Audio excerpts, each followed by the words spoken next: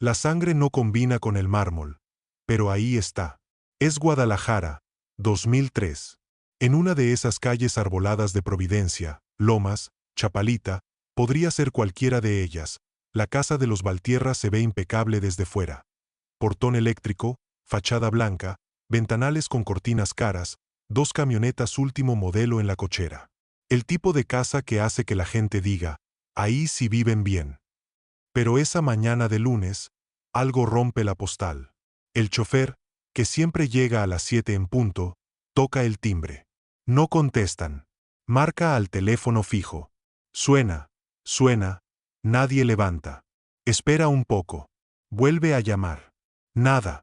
Se asoma por la reja. Ve la puerta principal apenas entornada. Eso nunca pasa. Don Roberto Valtierra es maniático de la seguridad. Siempre cierra con llave, cierra la reja, pone la alarma. Llama al guardia de la caseta. Entre los dos, empujan la reja, cruzan la cochera, entran a la casa. El silencio adentro es pesado. En la sala, la luz de la mañana entra por los ventanales altos, iluminando muebles caros, sillones de piel, mesa de centro de cristal, un piano de cola en una esquina. Sobre la mesa, hay copas de vino a medio terminar, un cenicero lleno, un periódico del fin de semana. Nada fuera de lugar, salvo por una cosa. En el filo del escalón que sube a la planta alta, hay una mancha.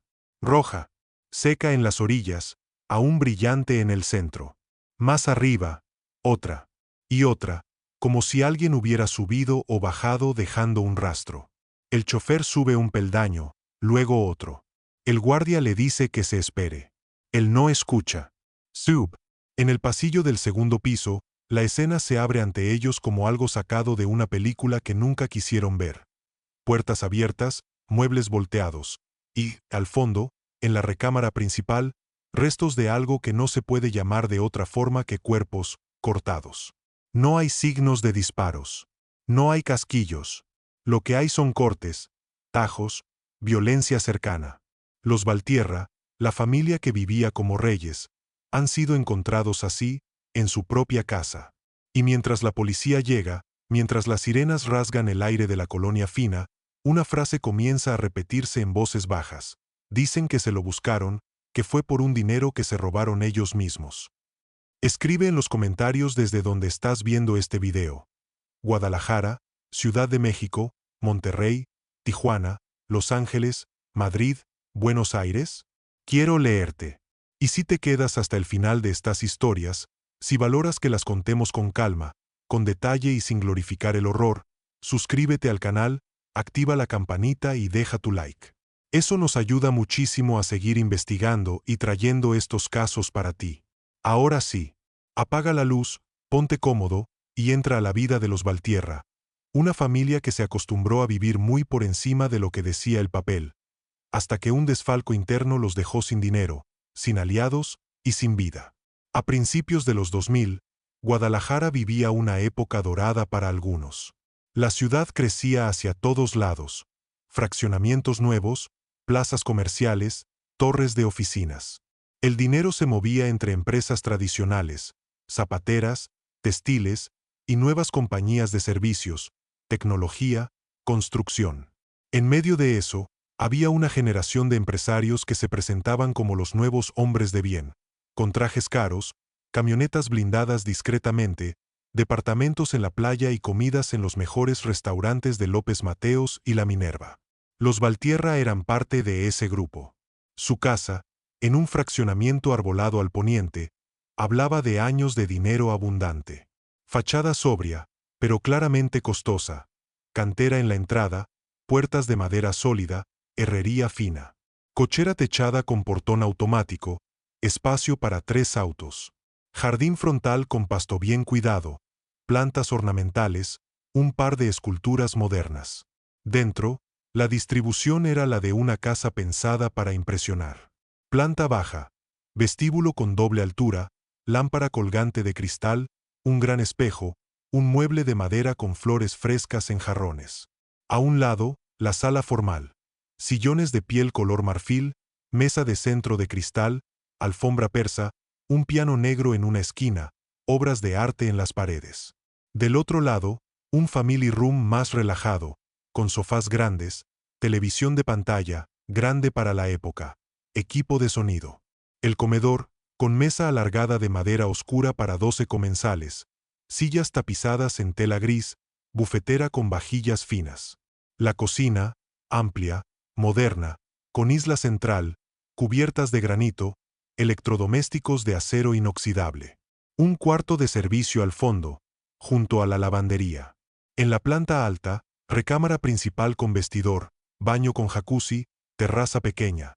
Recámaras para los hijos, cada una con su propio baño. Un estudio con biblioteca y escritorio pesado.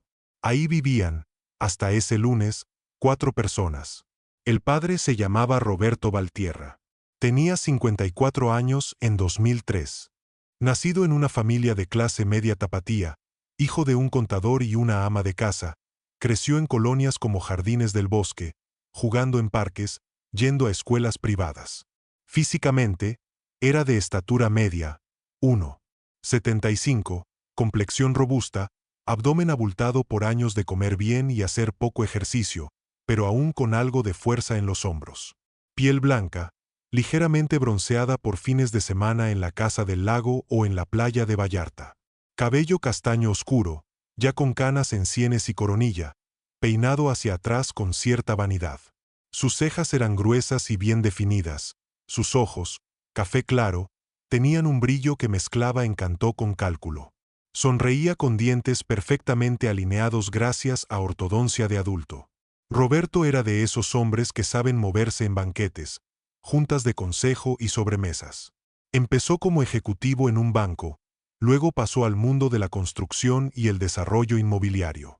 En los 90, junto con otros socios, creó una empresa que compraba terrenos, gestionaba permisos y construía fraccionamientos medios y altos. Conocía a arquitectos, a notarios, a directores de obras públicas. Sabía a quién invitar a un whisky y a quién a un vino blanco. Era, oficialmente, un empresario exitoso. La madre se llamaba Patricia Bravo de Valtierra. Tenía 50 años. De origen más humilde, hija de un comerciante de telas en el Mercado Corona, subió escalones sociales muy joven tras casarse con Roberto. Escogió bien, un hombre con futuro, con hambre de más. Patricia era de estatura baja, 1,60, complexión mediana, cuidada a base de dietas, caminatas y alguna que otra cirugía discreta. Piel clara, cabello castaño hasta los hombros, a veces con reflejos más claros, siempre bien peinado, a veces en bob elegante, a veces suelto lacio. Sus ojos, grandes, color miel, se delineaban siempre con cuidado. Sus labios, rellenados sutilmente, lucían colores neutros. Vestía ropa de marca, blusas de seda, pantalones entallados, vestidos de diseñador local, joyería fina. Era la señora Valtierra que organizaba eventos en su casa, posadas para empleados de confianza, cenas con amigos importantes, comidas familiares en domingos. Oficialmente, no trabajaba, pero estaba muy involucrada en la empresa. Conocía los nombres de los principales clientes, de los proveedores, de los jefes de obra. Manejó, por años, una cuenta de cheques de la compañía para gastos varios que iban desde reuniones hasta cosas mucho más personales. Sus hijos eran la culminación de esa imagen de éxito. El mayor, Alejandro, tenía 27 años. De estatura alta, 1,83, cuerpo atlético, hombros anchos, brazos fuertes, abdomen marcado gracias a horas de gimnasio. Piel clara, cabello castaño oscuro corto, peinado con estilo moderno, barba de 3 días que le daba un aire de actor de telenovela. Ojos color café claro, sonrisa blanca y perfecta. Alejandro había estudiado negocios internacionales en una universidad privada de prestigio. Había pasado un semestre en España, otro en Estados Unidos. Hablaba inglés con fluidez, chapurreaba algo de francés. A su regreso, se incorporó a la empresa de su padre, primero en un puesto junior, luego como director comercial adjunto. Todos sabían que era el heredero natural del Emporio Valtierra. Se movía con soltura entre Excel, cenas corporativas y antros de moda como la Santa o Bar Américas. Tenía un BMW propio, viajes constantes con amigos a la playa, relaciones amorosas intensas y breves. Sus tarjetas de crédito casi siempre estaban al tope, pero nunca le faltaba a alguien que pagara la cuenta. La hija menor, Andrea, tenía 22 años. Estatura media 1,65, complexion delgada, curves suaves. Piel blanca, cabello largo, lacio, de color castaño claro, a veces con mechas rubias. Ojos grandes, azules, herencia de un abuelo materno. Pestañas largas, cejas definidas. Su rostro parecía de revista. Pómulos altos, nariz fina, labios carnosos. Vestía ropa de diseñador, bolsos caros, zapatos italianos. Andrea había estudiado diseño de modas un par de años en una universidad, pero la mayor parte del tiempo la pasaba entre cafés, boutiques, clases de yoga y viajes con amigas a la playa o al extranjero. Tenía un pequeño showroom donde vendía ropa importada, en un local que su padre le había montado como proyecto. No daba grandes ganancias, pero tampoco era necesario. En la planta baja, en un pequeño departamento independiente con entrada por el jardín, vivía también la madre de Roberto, doña Teresa. 72 años. De estatura baja. 1,55, cuerpo robusto, espalda ligeramente encorvada. Piel blanca con manchas de la edad, cabello blanco recogido en un chongo, ojos pequeños pero vivos. Vestia faldas largas, blusas sencillas, suéteres tejidos. Más conectada con la Guadalajara de antes que con la de las Torres de Andares. Doña Teresa veía el mundo de sus hijos y nietos con mezcla de orgullo y desconcierto. Orgullo de verlos arriba, desconcierto por verlos vivir rodeados de cosas que ella nunca imaginó. A primera vista, la vida de los Valtierra era la de siempre: desayunos en la cocina con jugo fresco, pan dulce y periódicos, mañanas de trabajo para Roberto y Alejandro, visitas a la tienda de Andrea, clases de pintura o de voluntariado para Patricia, tardes de televisión y rosarios para doña Teresa. Los fines de semana, comida familiar, carne asada en el jardín, vino, música, chistes de Roberto, comentarios ácidos de Patricia sobre otras señoras de su círculo, ojos en blanco de Andrea, risas de Alejandro. Pero bajo esa rutina, había tensiones. La empresa de Roberto, como muchas del sector inmobiliario, había crecido a golpes de crédito y de relaciones peligrosas. Para conseguir permisos de construcción, era habitual aceitar voluntades en dependencias municipales. Para comprar terrenos, había que negociar con ejidatarios, y a veces, con quienes ya se habían apoderado de ellos por otras vías. Por años, Roberto había manejado esos equilibrios con habilidad. Pagaba donde tenía que pagar, a tiempo, sin faltas. Mantenía contentos a socios, clientes y autoridades. Pero hacia 2002, el entorno se había vuelto más complejo. La competencia creció. Grupos de dudosa procedencia empezaron a ver la construcción como negocio ideal para lavar dinero. Algunos se acercaron a Roberto, ofreciéndole capital. Él, receloso, se mantuvo a una distancia prudente. Pero no se podía ignorar a todos para siempre. A la par, la empresa empezó a tener problemas de flujo. El origen del problema, según quedó asentado luego en auditorías posteriores, fue en parte externo y en parte interno. Externamente, dos grandes clientes dejaron de pagar a tiempo. Uno, un gobierno municipal que se tardó meses en liberar recursos para viviendas de interés social. Otro, una empresa que de plano se declaró en quiebra dejando volando una factura millonaria. Internamente, había algo peor. Alguien estaba metiendo mano donde no debía. Patricia, que llevaba años manejando cuentas de la empresa para pagos varios, representación, regalos a clientes, gastos de relaciones públicas, había desarrollado la costumbre de usar esa cuenta para cubrir gastos personales, viajes, ropa, joyería, decoración, fiestas. Al principio, eran montos relativamente pequeños que Roberto no notaba o, si notaba, hacía como que no. Al fin y al cabo, todo es de nosotros, se decía. Pero con el tiempo, esa costumbre se volvió descontrol.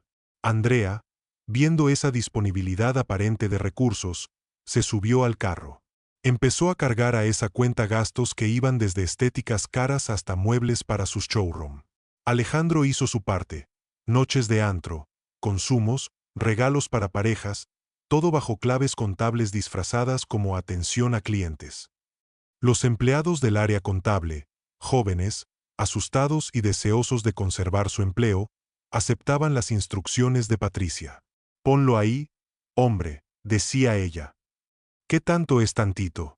Luego se repone». No siempre se reponía. Hacia mediados de 2003, los números ya no cerraban.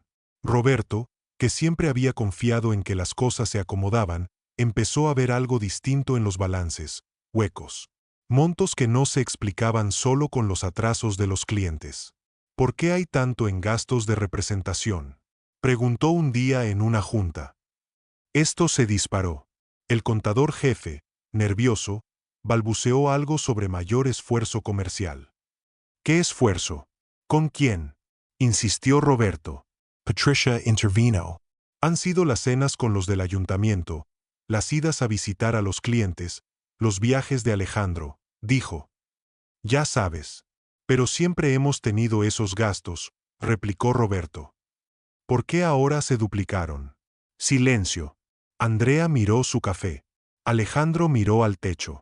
El tema se dejó ahí en apariencia, pero en la mente de Roberto empezó a tomar forma otra palabra: desfalco. Roberto no era ingenuo. Sabía que en su propia casa se asignaban recursos sin mayor control, pero siempre lo había contemplado como parte de los beneficios de ser dueño.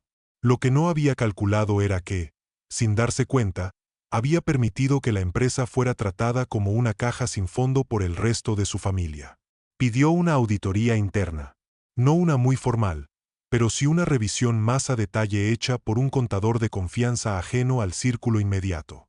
El resultado, entregado semanas después, lo dejó frío.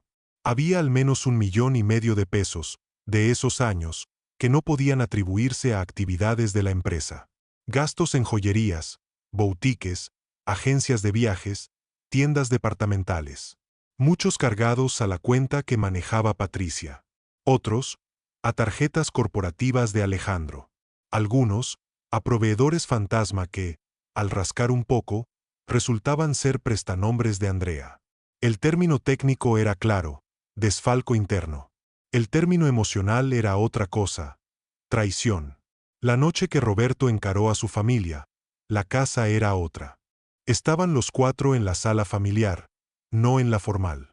Tele apagada, copas servidas, papeles en la mesa. ¿Cuánto creen que se han gastado de la empresa en cosas que no tienen que ver con la empresa?, preguntó Roberto, sin rodeos. Patricia lo miró con gesto ofendido. ¿De qué hablas?, dijo. Todo es para que se vea bien, para que tú quedes bien. Mis vestidos, los regalos, tus cenas. Todo es imagen. Alejandro intentó suavizar. Pa, no exageres, dijo. Hemos invertido en que se vea bien la marca. Roberto tiró los papeles en la mesa. Aquí está, dijo. No son mis cenas ni mis viajes. Son tus bolsas, tus joyas, tus muebles, tus viajes con tus amigas, miró a Patricia. Tus antros, tus relojes, tus hoteles con fulanita, miró a Alejandro. Tus muebles, tus cosas de tu tiendita de juguete, se volvió a Andrea. Andrea se indignó. ¿Cosas de juguete? Espiro. Mi proyecto también importa. Importa, sí, replicó Roberto. Pero no puede ser que se pague todo con dinero de la empresa como si fuera cajero automático. No solo por moral. Por flujo.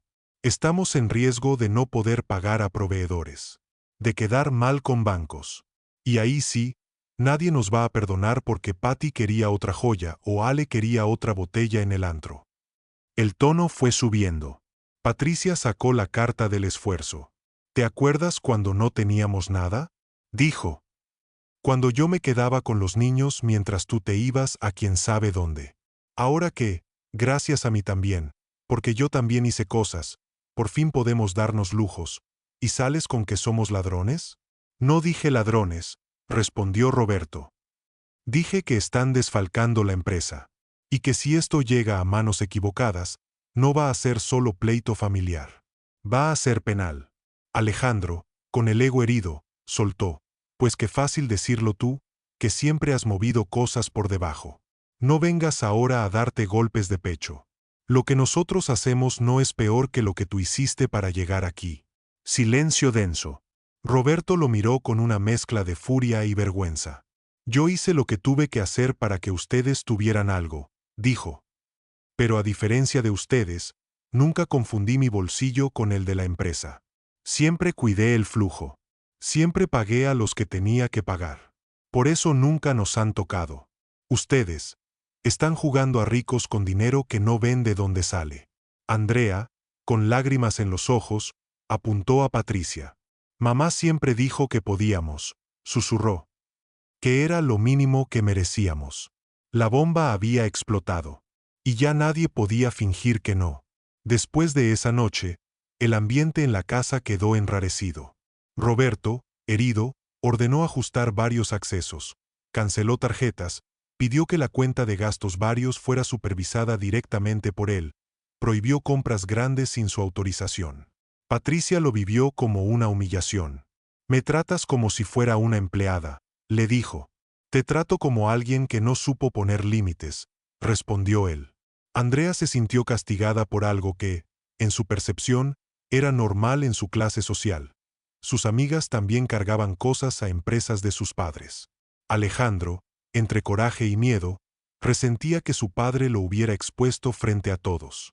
Doña Teresa, desde su departamento, veía entrar y salir a su hijo con la cara desencajada y a su nuera con los ojos rojos. Sabía que algo grave se estaba moviendo, pero nadie le explicaba. La empresa, además, tenía problemas reales. Proveedores empezaban a exigir pagos atrasados, bancos preguntaban por retrasos, socios desconfiaban. Roberto empezó a contemplar algo que hasta entonces siempre había evitado: meterse con los otros. En el ecosistema empresarial de Guadalajara, especialmente en el sector inmobiliario, a principios de los 2000, era un secreto a voces que ciertos proyectos solo podían hacerse con capital que no provenía de bancos ni de ahorros legítimos. Había grupos, llámalos como quieras, organizaciones, cárteles, sindicatos de facto, que tenían dinero de sobra y necesitaban blanquearlo a través de proyectos visibles: fraccionamientos, plazas comerciales, edificios. Algunos desarrolladores habían hecho pactos con ellos. Les daban participación en los proyectos a cambio de inyecciones de capital rápido. A cambio, claro, sabían que no se trataba de socios cualquiera. Si las cosas salían bien, todos ganaban. Si alguien fallaba, pagaba caro. Roberto, durante años, había evitado ese tipo de acuerdos. Había preferido la banca tradicional y socios de corbata. Pero la tentación de resolver un bache de flujo grande de un jalón era fuerte. Benjamín, el consultor que ya había aparecido por casa con sus asesorías patrimoniales, conocía de esos puentes. Mira, le dijo a Roberto en su oficina. Yo no te voy a recomendar a cualquiera. Pero hay gente seria, así les llamaba, que podría ayudarte a tapar el hoyo. Te prestan, tú les devuelves con intereses y ya. Sin tanto trámite. ¿Y si no les devuelvo?, preguntó Roberto. Benjamín lo miró. Serio. Esa no es opción, dijo. Esto no es Bancomer.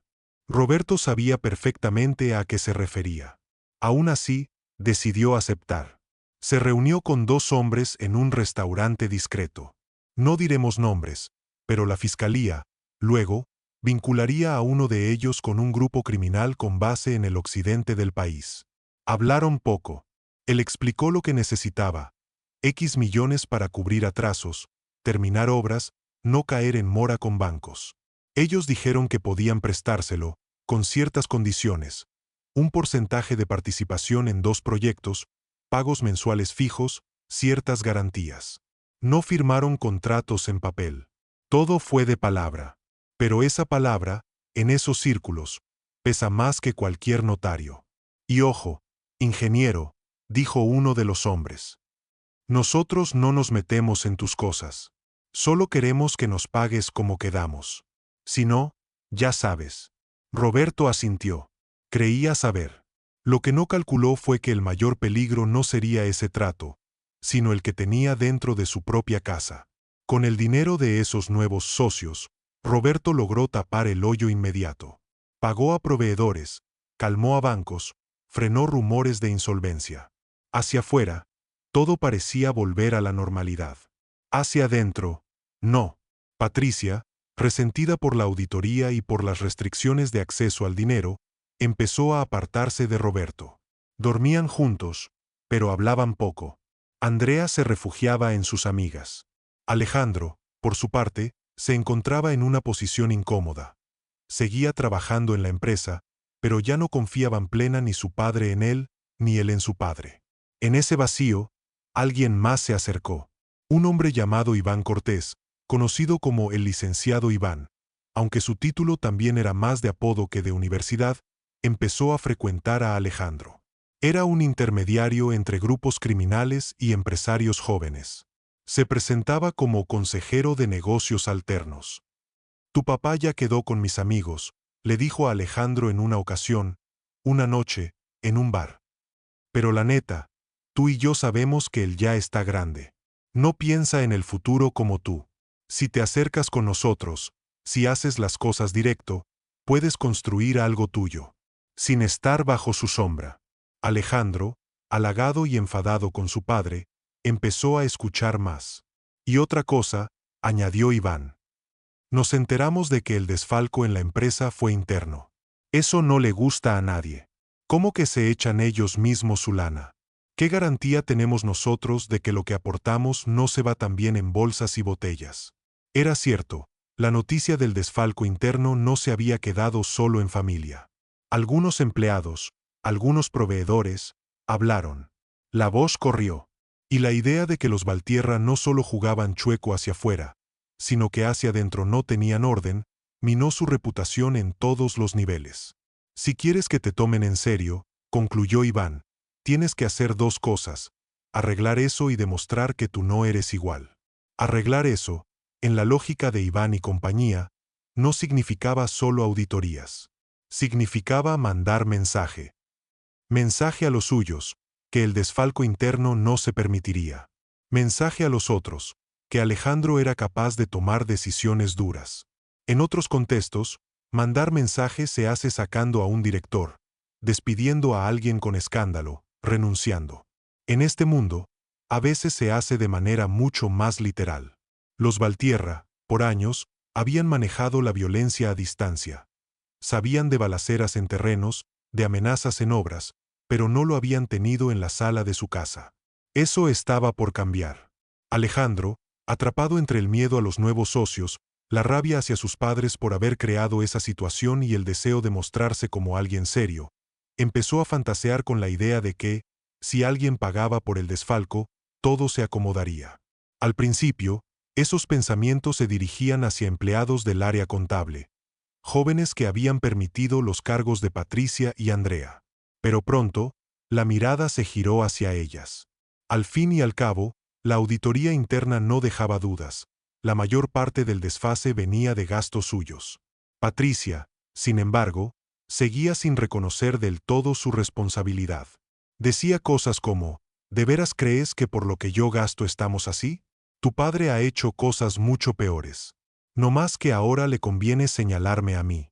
Andrea, por su parte, se hacía la ofendida.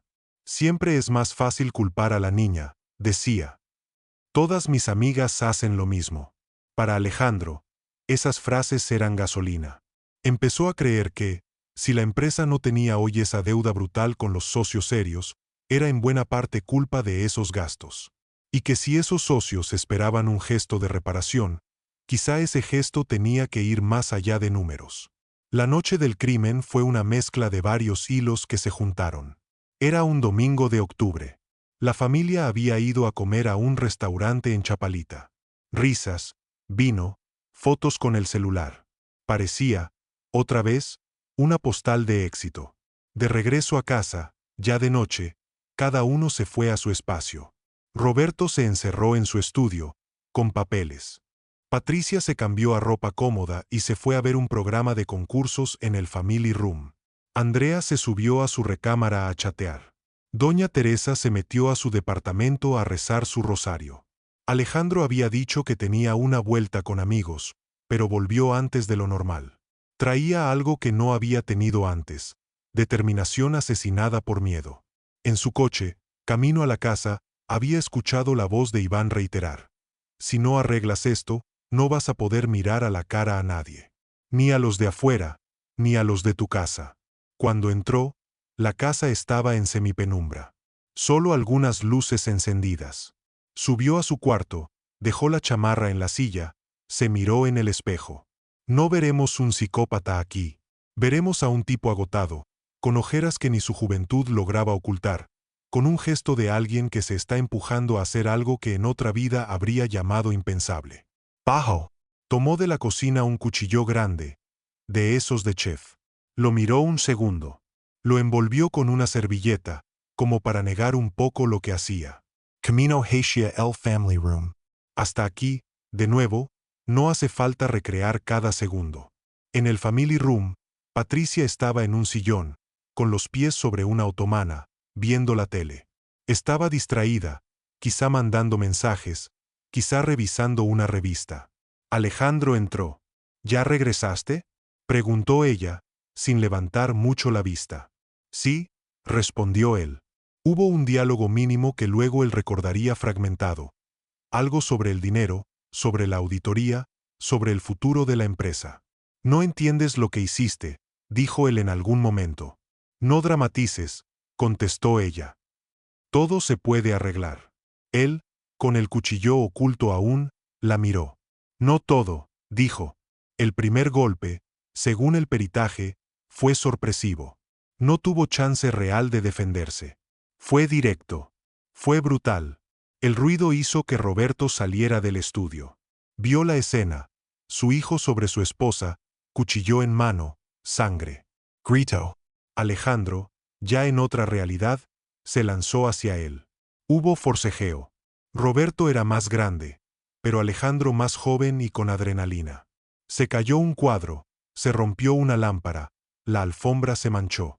Andrea, arriba, escuchó el estruendo. ¿Qué pasa?, gritó, bajando las escaleras. Lo que vio al llegar al pie de la escalera la dejó helada. Su hermano, con el cuchillo. Su padre, sangrando. Su madre, inmóvil. Y detrás, en la puerta del departamento, la figura encorvada de doña Teresa, que se había asomado al oír el grito. Alejandro, en ese punto, ya había cruzado todas las líneas. No razonaba en términos de dos muertos son más que uno. Estaba en una lógica de no hay vuelta. Andrea intentó ir hacia su madre. Alejandro se interpuso. Le gritó cosas que ella nunca pudo acabar de procesar. Hubo un nuevo movimiento. Doña Teresa, en un acto de esos que solo las abuelas hacen, se lanzó con su cuerpo débil a tratar de cubrir a su hijo. Recibió, también, parte de la violencia. Cuando todo se detuvo, había 4 cuerpos en la planta baja. 3 sin vida. 1 agonizante. Alejandro, temblando, miró lo que había hecho. Loro. Vomitó. Intentó limpiar. Se cortó a sí mismo superficialmente, quizá buscando una coartada, quizá buscando castigo. A las 7 de la mañana, el chofer entraba a esa misma casa. El resto ya lo sabemos. En la investigación, el elemento del desfalco fue tan central como el arma. Los fiscales pudieron trazar una línea clara, del desvío de recursos internos a la tensión financiera. De ahí, al acercamiento con grupos externos peligrosos. De ahí, a la exigencia de orden y mensaje que esos grupos le hicieron llegar a Alejandro. De ahí, a la idea envenenada de que la mejor forma de arreglar el desastre era eliminar a quienes lo habían provocado. En las conversaciones interceptadas antes y después de los hechos, Iván nunca dijo literalmente «mata a tu familia». Eso le permitió salvar el pellejo en parte. Pero sí hubo frases como «si no marcas distancia de los que hicieron el cochinero, todo mundo va a pensar que tú eres igual». A veces, hay que cortar de raíz. Esto no es Costco, esto es Jalisco, cabrón. Los de arriba quieren ver que entiendes quién manda. No puedes ir a pedirles más lana si en tu casa reina el desorden. Alejandro, emocionalmente inmaduro para su edad, tomó esas frases y las convirtió en justificación. En el juicio, su defensa alegó estado emocional extremo, presión de bandas criminales, influencia indebida de terceros. Los psiquiatras hablaron de un colapso nervioso, de culpa, de shock. Los jueces, sin dejar de considerar esos atenuantes, no pudieron pasar por alto el hecho fundamental. Tomó un cuchillo, se dirigió a su madre, luego a su padre, luego a su hermana y a su abuela, en su casa. Fue condenado por homicidio calificado. Largo, muy largo. Iván fue juzgado por asociación delictuosa y por su rol como incitador indirecto, aunque el marco legal de ese momento no permitía ir más allá. Recibió años, pero no tantos como Alejandro. Los socios externos cortaron lazos con la empresa. Los bancos ejecutaron garantías. Los proyectos de Roberto Valtierra fueron absorbidos por otros desarrolladores. La marca desapareció. En Guadalajara, el caso se quedó en la memoria no solo por la violencia, sino por el contraste. La gente recordaba las fotos de los Valtierra en revistas de sociales, sonrisas en cócteles, vestidos elegantes, copas en alto. Recordaba las cafeterías bonitas, los fraccionamientos con nombres pomposos. Y ahora, al pasar por cierta calle, veía una casa bonita, vacía. Comentaban en cafeterías, ¡qué feo! Y uno que pensaba que a esa gente no le pasan esas cosas. Dinero tenían. ¿Para qué se robaban ellos mismos? Es que la avaricia no conoce límites. Y meter a esa gente, los socios esos. ¿Qué esperaban? Pocas voces iban más allá. Pocas se preguntaban qué responsabilidad tiene un sistema que idolatra a quienes muestran éxito sin preguntar cómo lo sostienen. Pocas miraban la dinámica interna de familias donde todo parece permitido porque se lo ganaron.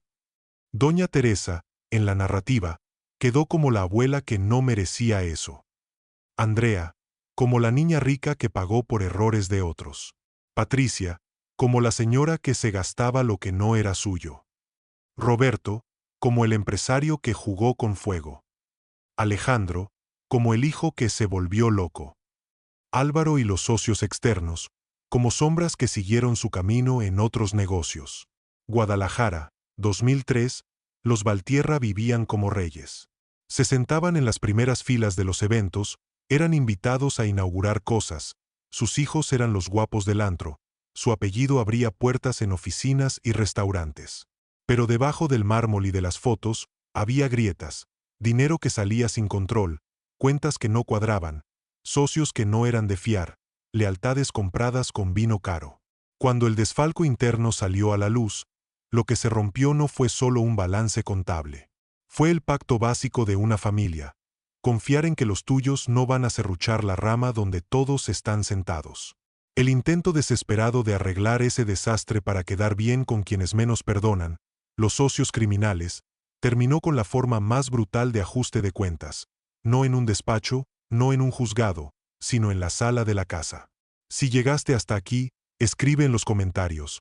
La traición también se paga en casa para saber que escuchaste toda la historia. Suscríbete, deja tu like y comparte este video si crees que puede hacer que alguien, hoy, pensando en tomar prestado tantito, entienda que en ciertas alturas, el dinero que crees que es solo tuyo, siempre tiene dueño. Y que, cuando falta, esos dueños no tocan primero al contador. Tocan al que tienen más cerca. Porque los crímenes casi perfectos rara vez son obra de un solo monstruo. Casi siempre son el capítulo final de una cadena de pequeñas decisiones que todos prefirieron no mirar de frente.